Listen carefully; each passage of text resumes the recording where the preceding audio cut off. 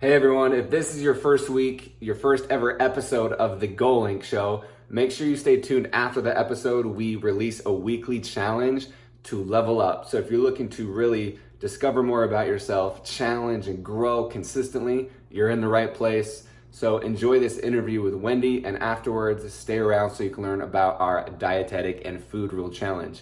Enjoy. All right, y'all. Welcome to another week, another episode of the GoLink Show. My name is Ben. I am your host. I am the founder of GoLink, and GoLink is a goal-setting community. We provide growth junkies with weekly challenges to avoid complacency. So I hope that's you. If you're watching, if you're looking to level up on a consistent basis, then you're in the right place. This week on the podcast, the GoLink Show, we have Wendy. So thanks for being here. Thanks for having me. You are a faith-based dietitian, a mindset coach, and I help women with stress-induced GI issues heal their relationships with food. Boom. So thank you for being here. This is the second episode we've filmed, so thank you if you're watching or if you're listening. We still appreciate it. But we're glad to be here, and what we're going to talk about is, of course, it is, like you said, it's mindset and food related. Before we get deep into that, I love your story of how you found, how you found this, because you were doing medical sales, right? And then you jumped into this. And can you just give us a quick down low of how you started? Because I know you went to school. I think you got your MBA, right? Yeah. So what's your whole background that led you to this? It's definitely been a journey and a process to get to where I'm at. I would say, you don't know what you truly want to do and find your purpose until you just try stuff. And so I just remember driving down the road. I covered South Carolina, and I'm like, what do I want to do? And if I could do anything, what would that look like? And at the time, and that was back in 2013, it was, I'll just kind of, at the time, it was like what not to wear was really popular. It was like, I'll go into people's pantries and I'll tell them what not to eat, which is so opposite of what I do now. But that's the thing, is it is a cool idea. Honestly, I kind of want you to do that for me, just because it's entertaining. It's just fun. If you don't have to take it personally, but that's just a cool idea, I thought. Well, here's the thing I realized is people didn't want me in their pantries. I realized it pretty quickly.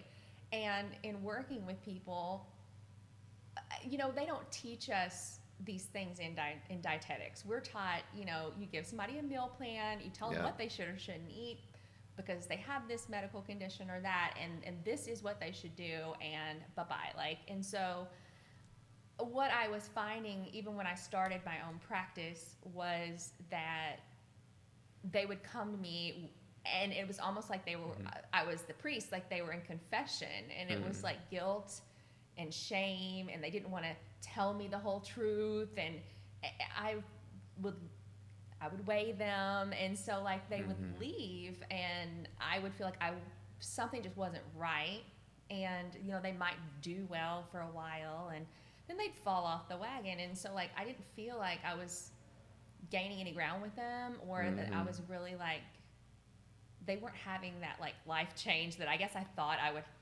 help them achieve, this transformation that you see all over the internet, Right. So you were driving in your car. So you were doing medical sales for 10 years. Were you going for 10 years at this point? And then were you driving to discover something, or were you just driving? I mean, I honestly think I was sending the message out there to myself, what is it I want to do? And it was I guess that was the pivotal moment of me trying to figure out what my purpose was. Because were you just tired of being in a typical job, or how did you get to that point? The atmosphere, I would say, in the medical sales realm, and from when I started back in early 2000s to when I left in 2014, it had changed so much. Okay. So I'm very independent and autonomous. I like my autonomy, and I like, being able to almost go in and manage my territory on my own, and it became very much I wasn't in charge of that process anymore. Okay, so you did like it. So when you first started, you almost kind of being the entrepreneur, like being your own It boss? was very much like that. Okay, I would cool. go in and I would connect with people just like I really do now. I love connecting with people, and I would just walk into a hospital system. I would do my digging and my research. Who do I need to call on? You know, much like entrepreneurship, like, you know, like, who are you going to like connect with next and collaborate with, and how am I going to connect with this person? And so it was a lot like that. I see the similarities now, and then in the end, it just became hospitals joining bigger and bigger super groups, and you know, contracts were being negotiated on a national level, and I was locked out of hospitals because of these contracts, and so I wasn't able to make those connections with the people in the hospitals anymore. It was harder, let's put it that way. So it made my job less challenging because I was just told, hey, you've lost this account, you won this account, go in and convert it or not, you know, sorry, no bonus this quarter, you know. So it was very, but it wasn't on what I was, my performance. And a lot of times if we lost national accounts, I was able to kind of like keep those accounts just because of the relationships that I had in them, but I knew it was only a matter of time. That's interesting. So how did you get into that? So what is the timeline of like undergrad, MBA, like medical sales? Like what's the timeline? So, yeah, I've had a random dietitian journey. I mean, I went into dietetics because I realized very quickly in undergrad that nursing was not my calling. And dietitians, they get to wear normal clothes. They don't have to work 12 hours shifts, and they don't really have to touch people. So, yeah, that would be my. Yeah. I can do it.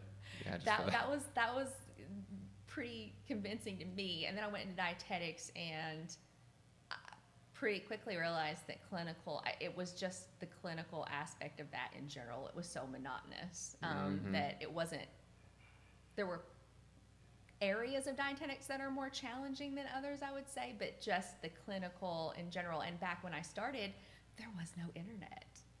I was listening to a podcast this morning, and you know, Gary Vee, and he was like, how many of you are over 40? Well, he was like, you know, no one raised their hands. Well, where was he? He was in like Singapore or something doing a keynote. No one raised their hand? No one was over 40? No one was over 40. And he was like, he's over 40. And so I'm sitting there brushing my teeth thinking, I'm over 40. He's like, well, if you're over 40, you were an adult when the internet came around. And I remember being in college, and I was working in the computer labs, and I was like, what's Google? That's like, so cool though. That's like a cool thing just to like be cognizant of. I love that. Yeah.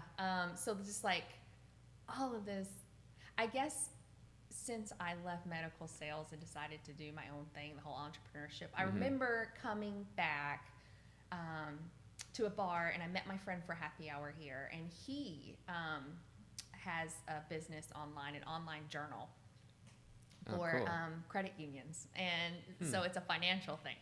But we met, and he was like, that's a really cool idea, this pantry thing. Yeah, and he's like, you need to start a blog. And I was like, what's a blog? What year was this? This is really embarrassing. 2013. Okay, so not too long ago, honestly. No. Yeah, but that's still like that's when blogs were like starting to get popular instead of like Instagram. I didn't come or that in stuff. on like 2008 with the blog. Yeah. It was kind of coming in on the tail end of it when it was really popular. And of course, now there's so many other platforms, and honestly, writing isn't my favorite thing. So I really love Instagram and videos. The videos. Yeah. So you got your undergrad in, what is it? Dietetics. Nutrition and dietetics. So, and my journey was interesting because when we graduate, we have to go back and apply and do an internship, which is like a residency for doctors or something. So like we apply, it's a computer matching system. We get into this like internship, and then that's another 10 months after we graduate. And from there, after that, then we have to take our exam. So they scare you to death in undergrad, and I have interns now, and they come and they're obviously they're scared to death, like, you know, but Yeah. I remember them scaring us to death about getting an internship, and I didn't go right away and get my internship. I was like, I don't want to do this anyway, like this whole like clinical thing, Huh. and I managed Bath and Body Works for Oh, really? a year and a half, and then I realized, okay, this was cool, but this isn't really getting you where I want to go, and I went back and did the internship. So this is cool, and why I love to talk about this kind of thing is because it can be so easy to just like look at you now and like, okay, sweet, like she's doing this full-time thing, her own business, and that's why I really like to kind of go through the story, because I think it's breezed over, you know, like it's just like, okay, you were from here to here. No, like there's a long, so much. there's that so much, and so I really like to dig into it. Okay, cool. So like I love that you were managing, you know, Bath and Body Works. Here I am holding the lotion after like a year and a half, and I'm like, I can't do this the rest of my life. So that's cool, and I think because some people get stuck in that, like, so for you, like you just felt a different calling, or why did you want to like I feel pursue like I've more? always been kind of like pulled. I love it. I've been pulled in a direction, but I don't know what that is, and so I feel like I'm like almost like floundering and failing forward. Yes. I keep trying these different things, and I realize you don't know if you don't try, and just I'm super risky. So I went back to the internship, and of course after I got the internship, I was in a small town in Missouri at the time, and there was like 2 hospitals, and each hospital had a couple of dietitians, and so there was no jobs, and you know, I wasn't at a point in my life where I was like able to move or pick up, and so I got a job right out of my internship. I'm a full-blown dietitian now, and my job was in sales, and I was in advertising, and it was one of those like 4-state trader papers where you like go around and you shoot pictures. I never shot a real live camera, but they gave me a camera and said, you go around to all these auto dealerships or these used car dealerships or tractor trailer, or even like one-off, like, I mean, I was going into like the Boot Hill of Missouri, down like highways that it was like highway TT, or, you know, they had like double letters, and like, this was way before like Google Maps. I mean, I was map questing. Yeah, which is so funny that you say that, because I remember MapQuest. That's just so funny.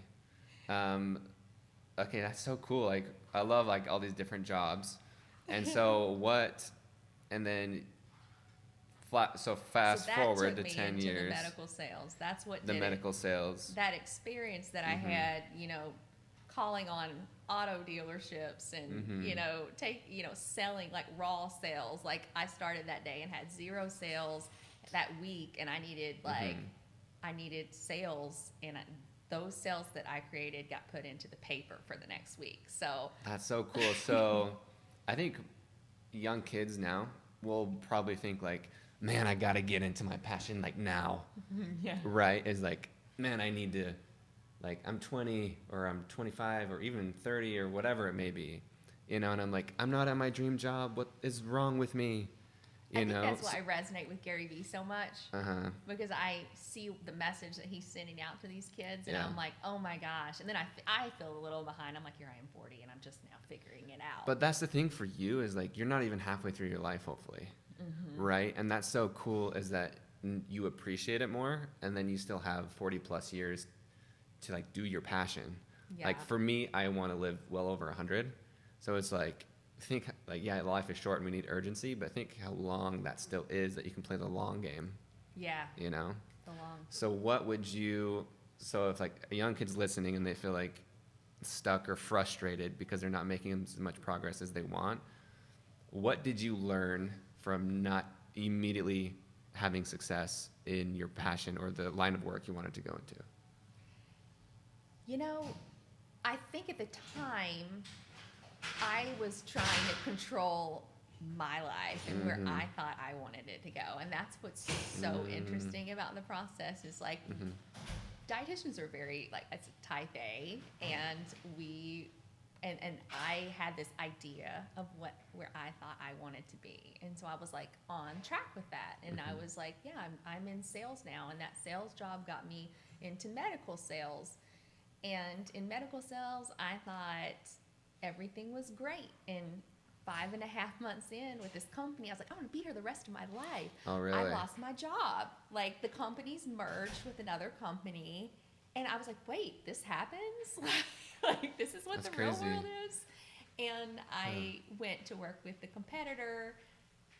2 years later, the competitor bought us back. Really? Oh, yeah. So it was an interesting 10 years of just change.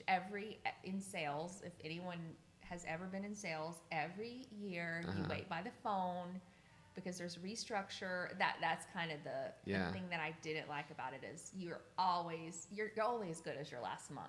You don't have control over your future, really. Yeah, that's crazy. So what benefit came from that? What benefit came through that arduous experience? It seems like you learned a lot. So For me, what did you learn? It was the connections that I made with people. I feel like all along the way, and I've had people tell me this, and I would never have come on a podcast and say this before probably like a month ago. Oh, boom. I know I told you I just joined like an online business mastermind, and they made us go through this entire process of like, what are your strengths? And while That's awesome. I'm able to tell you like, I think my strength is this or whatever, we actually had to ask people and get feedback and really dig deep. And I like it. I actually had 2 of my bosses in sales tell me, you connect with people on a level and develop relationships like none other than we've ever seen in our whole entire life. Like, that's 2 awesome. bosses. And so I know that like I still have people like DM me on Instagram and connect with me and share my stuff on Facebook. And there are people that I connected with in the hospitals all over those years. You can look That's at cool. the pictures. I just went and shot some pictures in Savannah for some branding and stuff. And even the girls in my pictures were like my real friends. They're dietitians, and we were out to dinner. Okay. And so like I can say that I've met so many people along the way and learned just so much from just like connections. Yeah, I love that. And you mentioned something earlier too. Shoot, I forgot it, but we'll have to come back to it. So connections, and I think that's really cool. Like, that you're not in control. I think this is huge. That was hard. I think this is something I'm learning completely. And like, we're talking a lot about Gary Vee, but that's something that he says. He's like, I realize ultimately like I'm not in control. So there's a reason he's like listened to and consumed by so many people, because it is true. Like, you have to get to a point where you realize like it's not about you, and like when you're really finding your true purpose, I think it's in serving others, and so that shifted everything. That's for me. cool. All right, so that reminded me of when you said serve others. We often think of relationships with people, that what we're getting from it. And I think I heard someone say that it's not about what I'm getting from this relationship, it's about what I'm giving. And I think, like, you talk about serving others, I think that's a really important thing that I'm still learning, is like really trying, like, my whole life I've always grown up with like, what am I getting from this? Yeah. Right? I think it just makes sense. It's kind of ingrained in us. Yeah, like, what am I getting from this? But I'm learning to be like, no one owes me anything, no expectations. Yes. Like, if they give me anything, that's a true gift. Like, they don't owe me anything, that's a gift. And then, of course, I want, like, for them, hopefully I can be of service to them. And like, what gifts do you have to offer yes, the world? And it's your strengths, like what you just talked about. Finally figuring that out, and how can I utilize these gifts that I have to help other people? I love that. And I think maybe, do you think that's how we should start looking at our purpose in the world instead of, right? Because I think a lot of things is, what are you passionate about? Like, what do you want to do? but maybe it's like, what are your strengths and how can you serve others? I think I put a video yesterday about we're so focused on like our passion. Sometimes we aren't obedient to like what our true direction is, and we think that. And I've realized that maybe we don't have to use all the qualities that we think we have to use, you know, or maybe they'll be used later, you know, but that'll all come about in time. We just have to be open and flexible to like what that path is for us. But isn't that so hard sometimes? Yeah. To like trust it. Like, yeah, speaking of your video, I watched it and it was talking, like you can go more into it, but it was talking about essentially how everyone needs help, right? And I think for you, like you're talking about you're an individual and I'm the same way, like I'm an achiever. I don't want anyone's help, right? Are you a 3 on the Enneagram? Yes. Me too. Yeah. So totally relate. And so like for me, and even this morning I was meditating and I have a hard time celebrating, and I think that goes into that a little bit of just like relaxing and being okay with like, because I think I always have to be on and I always have to be like productive and I always have to be doing something. But like this morning I was meditating, just like, Ben, you freaking killed it yesterday. You did so much. Like, be grateful, settle down, chill, eat your peach parfait and relax. So yeah, what is like, go more into like what you talked about in that video of, I love your vulnerability and transparency in that of like, everyone needs help. It wasn't until I guess I realized people, I think I told you this, people realize, they've always said like, you're good on video. However, the Wendy that they saw on video for so many years or on, you know, your Carolina or whatever was, you know, making green smoothies and turning it up and turning it on. And it wasn't really being like super real and transparent. And oh, okay. So interesting. So people know when you did like the pantry thing. So your Instagram handle @PantryDoctor, that came from you're going to people's pantries. Literally. And saying, hey, throw this away or and keep then I this. went through a process where I had a meal plan membership and people were, you know, I was telling people what to eat, and it is so entirely opposite of what I do now. Yeah, but that's so cool. Like that's just part of the journey. And then you made a video like apologizing to people that you told them to like cut this out and worry about your weight. I mean, and I try not to go back and think of all the people that I coached that I did put on a scale or that I regret. I try not to go back and think about that now. It was just like, let's just move forward. Like, which is okay, because you think about like sports coaches, they make mistakes. Yeah, and you think about doctors and too. parents and I doctors, think about doctors in the medical field, and what they were telling people in the 90s is definitely not what the research is saying now. And this book was written, I don't know, in the early 2000s or mid 2000s. So it's been around a while, but it's just now picking up speed. The book I'm referring to is called Intuitive Eating. Yes, and that's a perfect segue, because we've been talking a lot about your mindset and your journey, which I'm all about, and that's why you're here, because in this show we talk to like everyone does have a story, but like really digging deep into the process. Like I love the process, I just don't like talking about the success or the result. Like really digging deep into kind of like what sucks and like the challenges, right? That's what we're all about every single week, is like embracing that and loving it instead of trying to avoid it. Because if you try and avoid your problems, it just creates more. So let's go into intuitive eating. So for people who don't know, what is that?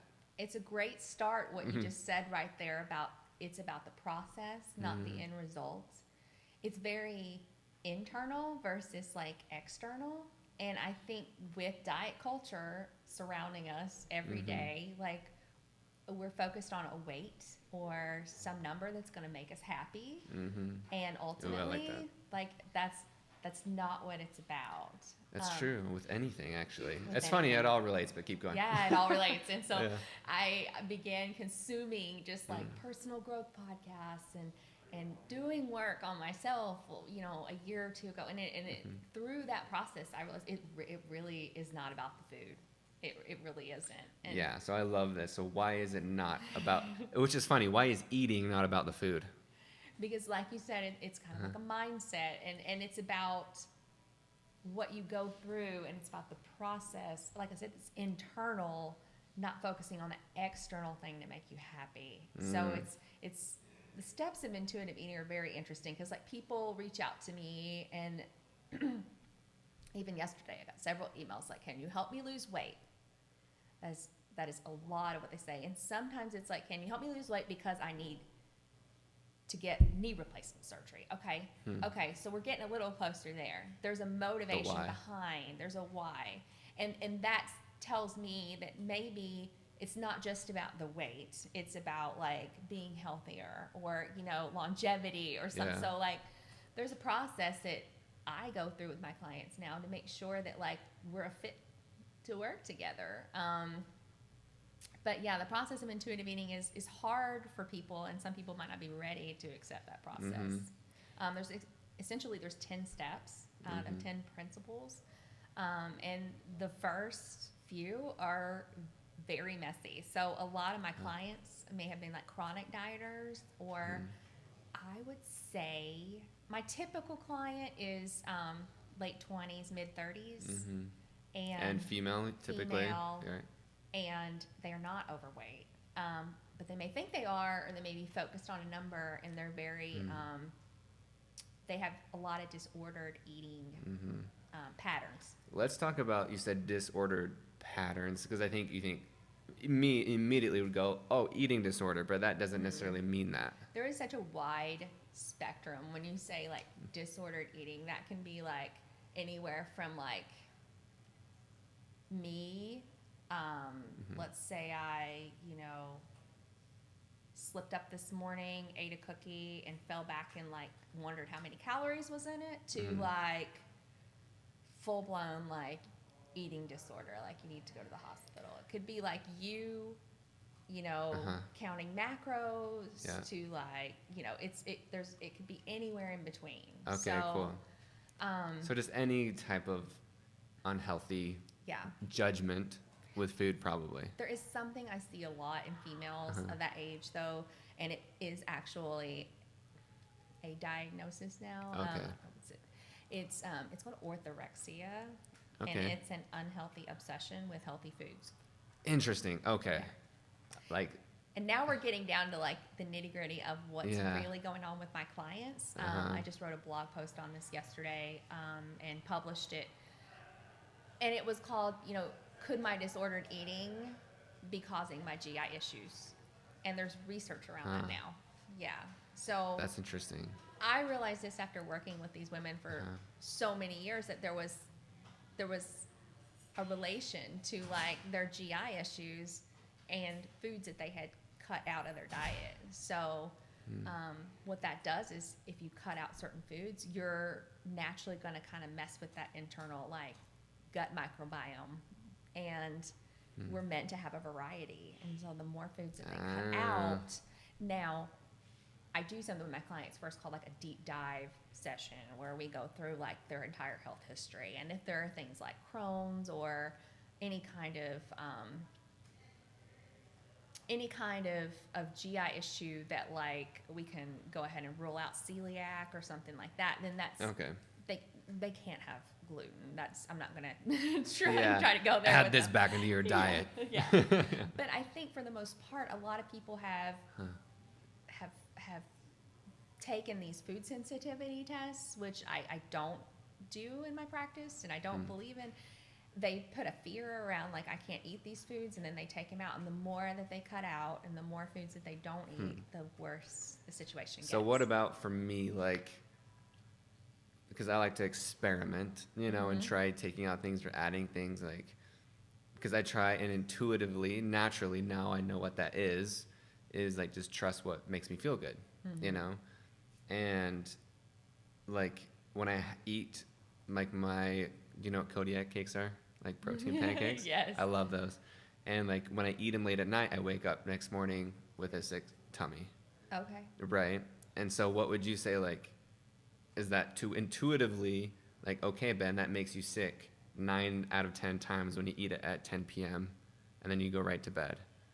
So I guess my question first would be, like, what was happening at 9 or 10 p.m.? Like, were you hungry? ooh, this is good. Just so everyone knows, let's just hop into it. Let's start coaching now. So Wendy's going to coach me on everything, and then we'll get back into the questions. All right. So I'm trying to think. So 9 or 10 p.m. Yeah, I mean, I wouldn't say I was like super hungry, but I was like, ooh, that sounds good, and I'm like a little hungry. Okay. And so, what made you decide to eat the Kodiak pancakes? Because they're fun and they're good. And so you just felt sick to your stomach the next day. The next day. So my question to you is, what made you choose the Kodiak pancakes over, like, for instance, like regular pancakes? That's all I buy. Okay. So Because they have protein in them. Because they have protein in them. Okay, so we're getting to like a food Yes, rule. here we go. I love it. Let's go. Yeah. Coach me. So there's several different phases when it comes to intuitive eating, and through the process, we learned that like we developed our own set of food rules, and like this is something you should do, and this is something you shouldn't do, and maybe that came about from us when we were children, and our parents told us that we couldn't leave the table unless we ate everything, or we couldn't have dessert unless we had that. And sometimes it came from like us watching our parents' diet. Sometimes it comes from social media. So somewhere along the way, you've told yourself that you have to have a certain amount of protein. Yep. Okay, So, tell me more about that. so for protein, right, I love to work out, love to lift weights, be healthy in general. And so for protein I don't pay a ton of attention to it anymore, but in the past I would like, for a little bit, it's like, oh, you need 1 gram per how much you weigh a day. For me, it'd be 180 or 185. That's a freaking ton of protein, you know? So typically kind of like what I've eaten now is between like 80 or 100 grams. But What's your percentage of protein that you try to hit? I don't know. I don't keep percentages. Okay. I just go with it. So But, where did you get the idea that you need 80 to 100? Just my own rule, just because Okay. 180 is a lot. So I'm like, okay, 80 to 100 sounds good. So on the days that you have 80 to 100, how does that make you feel? I don't count it really, but it makes me feel good. I'm like, oh, sweet, I hit a goal, you know? So it's more of hitting a goal versus like actually being in tune with like your body and what it might feel. Yeah. And this is what I find with clients a lot is it becomes about a number or a macro count or so. And what intuitive eating does is you have to put all of that aside and learn how to trust your body to tell you like when and what to eat again. And I find that people struggle with that so much, and they might struggle with it for a while. Now, GI issues aside, you can put GI issues in the Which mix. is gastrointestinal, right? Gastrointestinal Yeah. issues. Yeah, we're talking about bloating, diarrhea, constipation, sometimes feeling full really early. Yep. And a lot of those things, if you've been doing diets for years and years and years and different things like that, I start to see these symptoms in people. So they have to work through them. And so the first few stages are like, you have to ditch diets and know that there's not another diet around the corner that's going to work for you. So why is intuitive eating not a diet? Interesting that you asked that because it can be real easy for people to try to make this another diet. Yes. And so I think if you're not working with someone to constantly like bring you back to your internal cues and work through each part of the process, the steps, I've seen people turn intuitive eating into just another diet, just the mindfulness diet. Well, because that's what I'm trying to, like, in my mind, I'm immediately trying to put rules around intuitive eating. Right, Yeah. around an intuitive eating, like, okay, well, what feels good? You know, and So, I had a client and, very orthorexic eating. Like, I don't see any grains in her food journal. And I still see food journals. So you have your clients fill out food journals. We have an app, and Ooh. they click pictures of what they're eating, and then it also they can That's freaking they can sweet. put what they feel around that. Is that your app? It's called Get Healthy. It's an app for dietitians, and it's That's really cool. awesome. You just take pictures of what you eat. take That's so much pictures. easier than like writing it down. Oh yeah, it's people won't do that. So That's cool. I want to do that. we communicate that way. We can message each other. Uh-huh. They can upload documents. I can send documents to them. Mm-hmm. People are gonna look at their phones. They're not gonna. No. So they can also tell me Yeah. like how full they were before, how hungry they were, how they Huh. felt after, what was going on, like their feelings around that. So intuitive eating is about sitting with your feelings and really feeling like what's going on Hmm. when you're eating. And a lot of times with GI, with the situations with the women that have GI issues, is it's not about the food as so much as it's about the stress. Yeah. But sometimes, So do you feel like feelings will lie to you though? they can. I back to the client that I Uh-huh. noticed in her food journal, she's not eating any grains, and I'll ask her. I'll never. Tell. Well, unless they give me permission, Uh-huh. but basically she's like, I'm feeling better, I'm doing better, you know what I mean? And then I'm like, let's talk about like allowing yourself to eat the ice cream if you want Mhm. it, or the waffle, and that's like the hardest part. But she actually had in her food journal like, hey, I didn't feel like eating dinner tonight, so I had ice cream. And that's still very disordered kind of thinking. It's like, okay, Uh-huh. well, you should be able to. There's two types of hunger, Uh huh. and you'll learn this through the process too. There's your biological hunger signals, and that's what I'm working with people to tune back into, is the biological hunger, the physical hunger, and then learn to be okay with what's called like the taste hunger. Okay. That's the Okay. satisfaction factor. That's like, you're gonna see me having ice cream this summer, Uh-huh. or it's because it tastes good, and people are out and it's hot, and I'm gonna be eating that. So it's like the stomach growl, for that taste hunger. If you don't satisfy that, you're going to fall off the wagon at some point. You know what I mean? There's a Interesting. balance of both. And so like, when I saw that she was only eating desserts because she's satisfying that hunger, there's a principle of the book called the satisfaction factor, and it's becoming okay with those foods. And that's actually one of the most enjoyable parts for my clients, because they're past all the messy stuff, which is ditching diets, rejecting diet mentality, the negative thoughts that are in your head. And the book calls them the food police. So like, that's a lot of work. But then you kind of hit a point where you're ready to enjoy foods, and you're not afraid that they're going to like do something terrible to your body, or you're okay with your body. And so, there's knowing that like, there's a biological hunger cue that you need to fulfill, and it's okay to have both. Like, it's okay to have dinner and dessert. So for her, she didn't do it because she wasn't hungry. I wonder, She like, wasn't hungry is what she said, so she had dessert. and that's still, in that mindset, there's still a lot of work to do. Like, Yeah. yeah. So for you, even though you're a coach, so for everyone watching, of course, hit you up because you're just getting a taste, and this is so fascinating.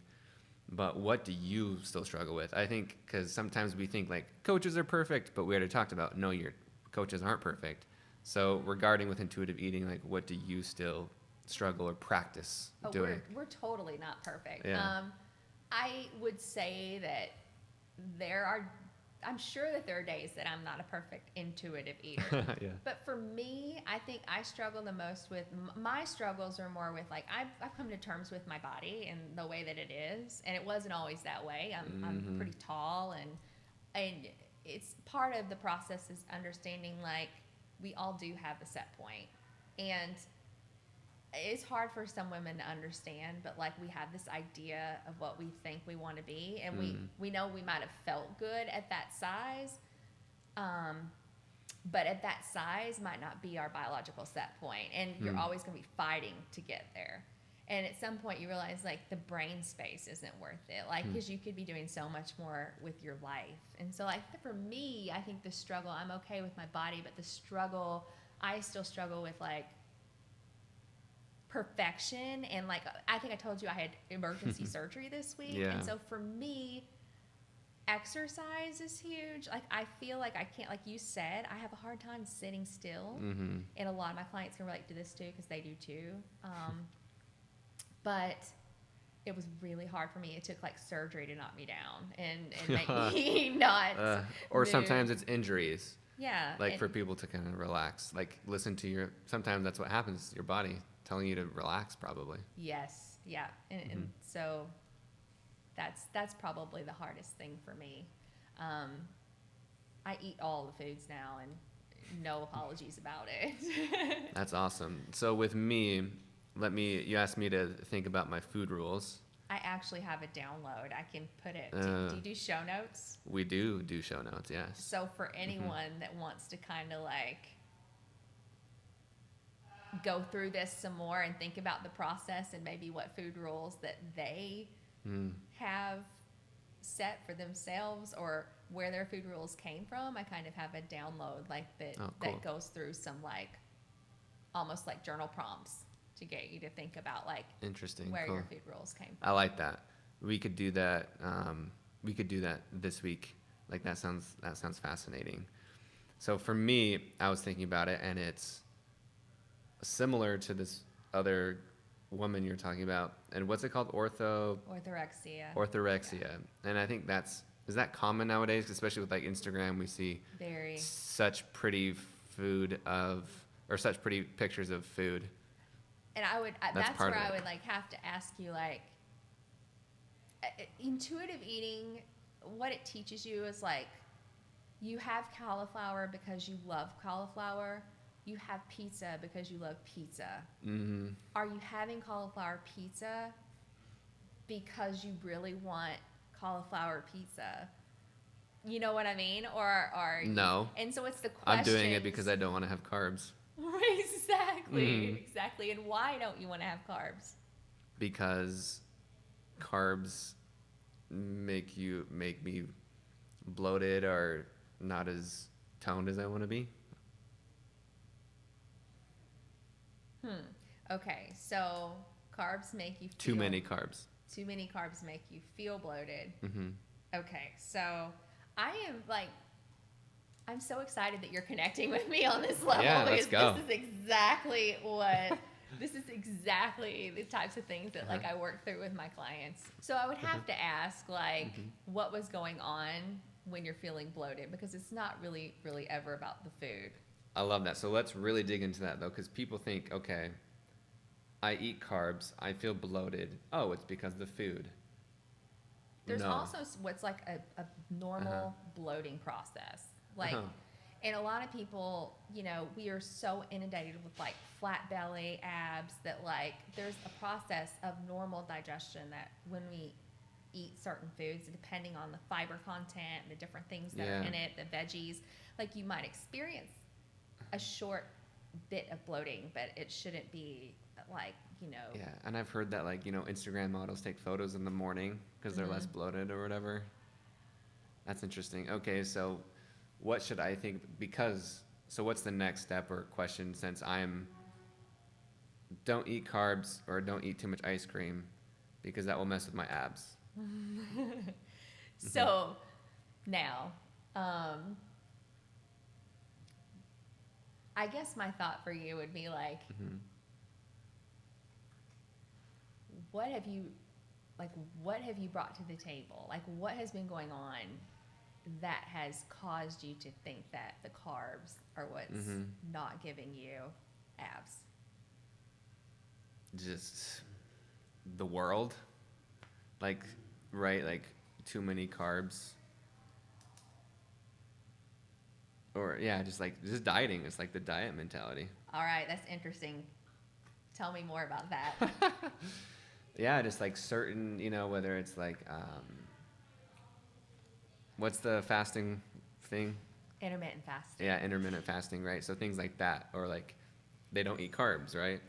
So like part of that, like I still like carbs, like I'll eat it, you know, like I still want it, like I'm not like gonna, but I still reduce it because you're supposedly not gonna make you as cut. Supposedly not going to make his cut. So you have a fear that, like, if you eat the carb, you're not going to be as cut. Yes. Yes. All right. Boom. So it's tackling that fear that I work with clients on. Okay, cool. So So you just go like deeper into that. you've got some work, yes. So Yeah. what you would need to get clear on is Uh-huh. like what's holding you back from eating more carbs. For my clients, a lot of times they're cutting out of carbs or they're like intermittent fasting Yeah. has caused a lot of their hormone imbalance and their GI issues. And some of them develop what's called like SIBO, which is like small intestinal bacterial overgrowth, and they may truly be feeling some feelings of fullness or like gas and bloating because they've disrupted their gut microbiome. And so by taking out, they've like imbalanced their gut microbiome, and so there's not as much of a variety in there, and so we have to put back in, and there's a process that they might experience more gas and bloating, and when they're adding foods back in that they've restricted forever, like say you're a chronic dieter and you've not allowed yourself to eat Oreos, what's going to happen when you bring Oreos back into You're gonna the get house? sick. You're going to eat a lot of Oreos. Well, yeah, and you probably overeat Oreos. Yes. And so there's the fear of like, am I going to gain weight? Well, here's the thing with intuitive eating is if you go through the process the way that it was intended, it's not a diet. Your body will normalize and become what it's supposed to weigh. You know, it's natural set point. So it's not about the weight. It's about like working through that process. It's more a psychology than it is. It's more psychology. So what do you have to say about like Oreos though? So if we're like biologically 200, 500 years ago, we didn't have Oreos, or 1,000 years ago, whatever. Like they aren't real food. Oreos are not real. Like what are your thoughts on like heavily processed foods? So that comes into play much later in the program. Okay. We have to work through the process because you gotta think about somebody that's coming from maybe binge eating or chronic dieting, or they're coming from a place of fear with food. They have to make peace with it first before they can even get to the process of what I work with them on in the end, which is called gentle nutrition. That's where we begin to talk about. That's after you've been through all the Oreos. You've made peace with the Oreos. The Oreos aren't going to kill you. Yeah. You've made peace with the Oreos. You know they're not going to kill you. You know they're not going to you're not going to be able, you're physically not going to, you're going to get sick of Oreos. You know what I mean? You're going to get to the point where you're going to go to the grocery store and maybe you don't know what to eat because you've always been told by some plan, this is what you have to eat. And so it's very interesting learning, you can walk to the grocery store and pick something that maybe looks good or sounds good to you, or you've never tried before. I like that. It seems like a lot of it is like learning based. Yeah. And really like relearning, just feeling, and being okay with just listening to your body and eating just, I mean, it's intuitive eating. That's exactly what it is. Like being intuitive, but Trusting your body. trusting it and like just going with it and being okay with I love giving this example. no rules, I mean, because it's hard for people to wrap their heads around at first. It is, yeah. I love giving this example. Think about when you're a kid. Watch kids. Go to a picnic and watch kids. They run around and play. They come back. You have to pull them to the table. Yeah, they don't want to eat. They don't want to eat. Yeah. They eat whatever they want.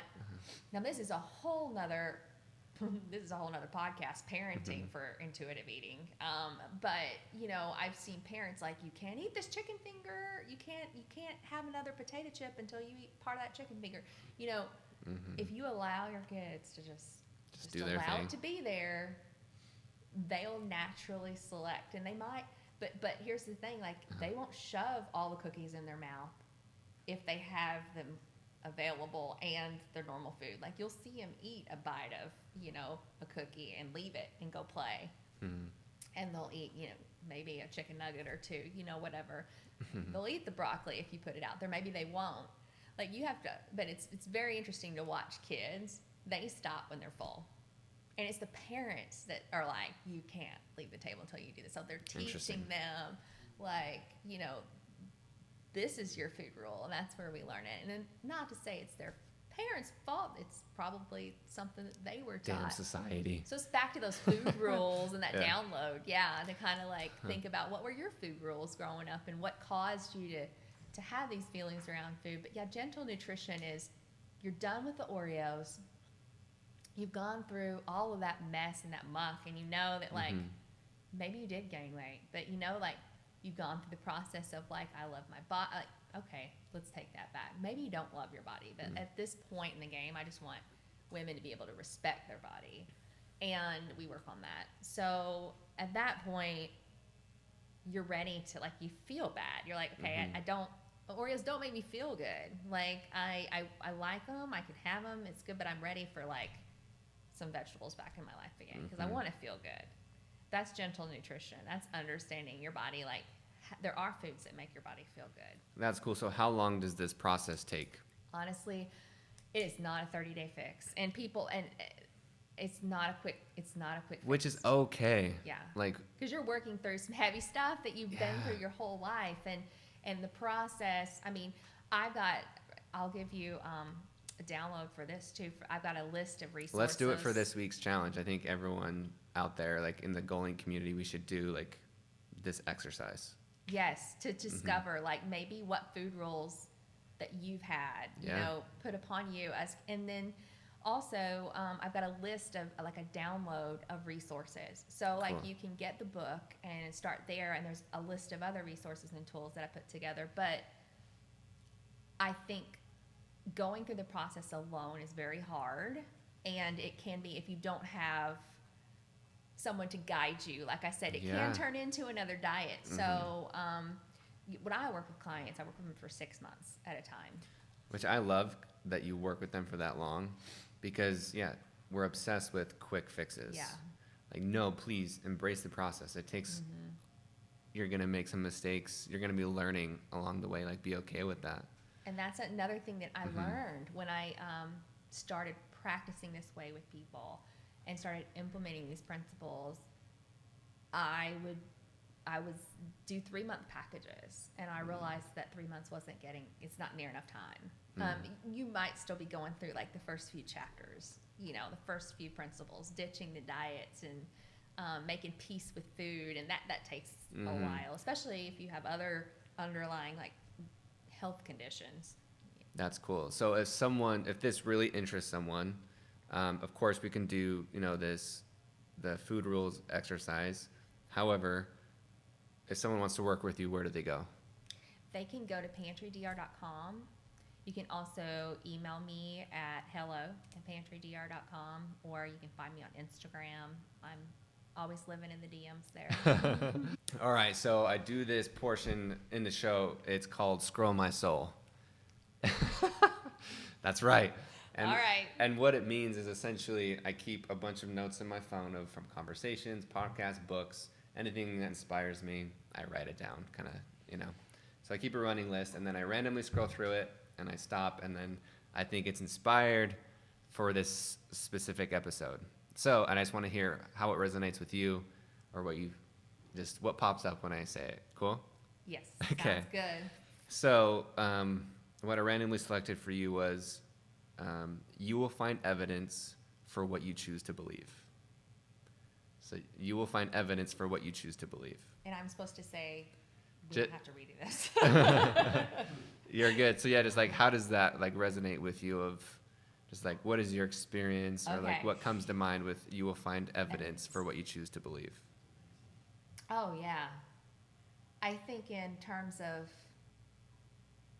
women and diet culture and what that puts upon us, like, and their feelings about themselves and their bodies and their worth and their value, like, that's what that that's what I automatically think about is like, whatever you put in front of your eyes, like whatever you allow your Instagram feed to tell you what you want to see. Oh, man, It's so like true. you hold that power, right? And when it comes to this, get rid of anything that's sending you the message that like you aren't enough or you're not valuable or you have to look a certain way.